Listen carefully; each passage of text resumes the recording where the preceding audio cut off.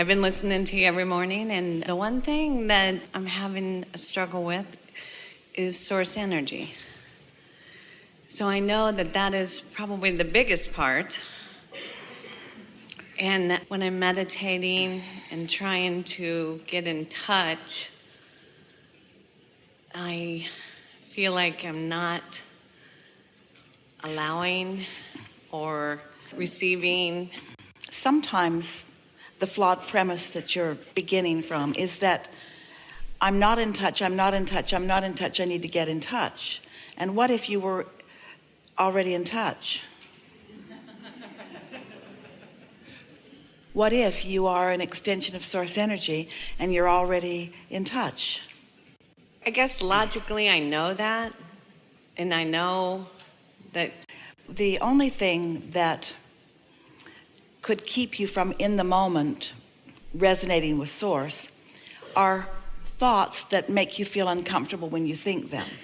So if you've had a difficult moment, if there's something going on and your head is full of it, then sometimes it's hard to release those thoughts and allow that sort of neutral place, that non-resistant place where you can begin to perceive source. Because you see, it's not about you connecting with source, you're already connected. It's about you perceiving that you're connected.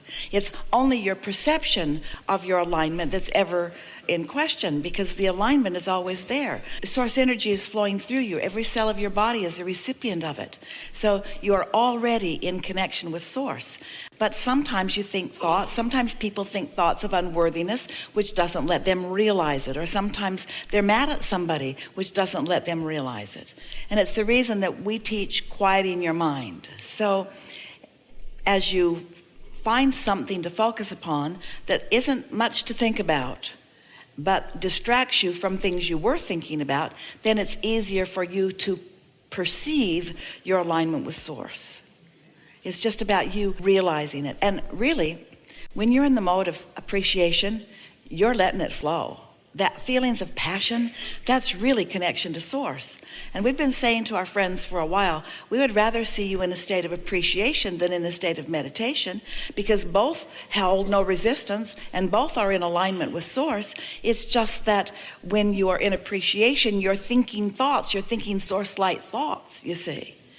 So meditation is a wonderful tool to release resistance.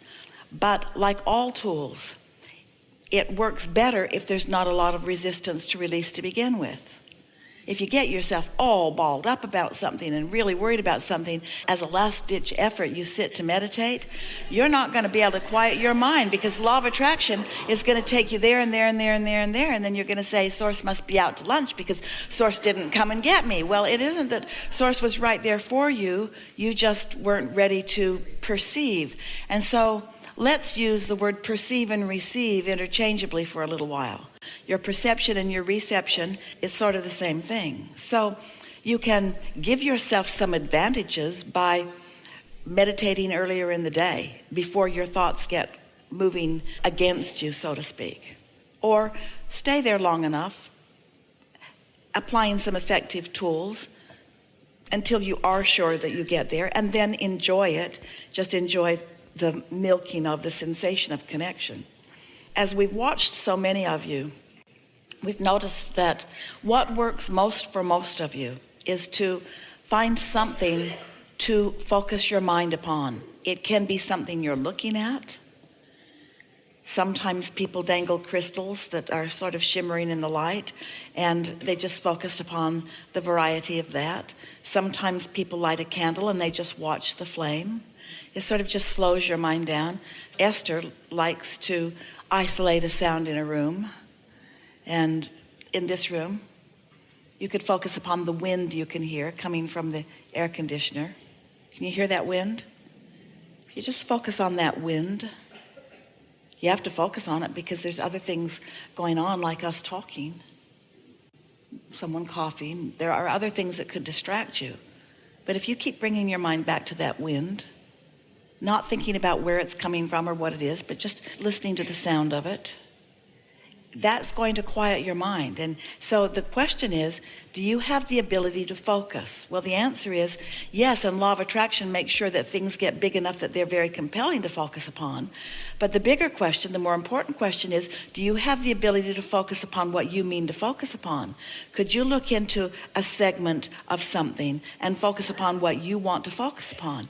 And that's what the value of meditation is. It teaches you focus. You're not going to find that feeling of connection with Source without focusing yourself into it, because most environments are not conducive to that. Most environments have enough unwanted things present in them. You see what we're getting at? It's a very unusual time that any of you could be conditional enough in your life that you could find a point in time or a place in time where everything that you looked at was so perfect that you could just look around and find harmony with Source. You focus yourself into your perception of Source by finding really subtle vibrations. Because sometimes you go too hard into what you want. Sometimes people use meditation to sort of affirm what they want, and without even meaning to, they go over here too far to something that they want that hasn't manifested yet, that they're not ready for, and then they don't let what they are ready for happen. But what you are all ready, without exception, what you are all ready for is to quiet your mind and allow Source to be within you unrestricted. There is not one of you who is not ready for that, you see. So it's just about non-thought. Now you do that for a little while every day, and what will happen is you'll find that alignment, and then before you know it, you'll think a thought that Source is thinking.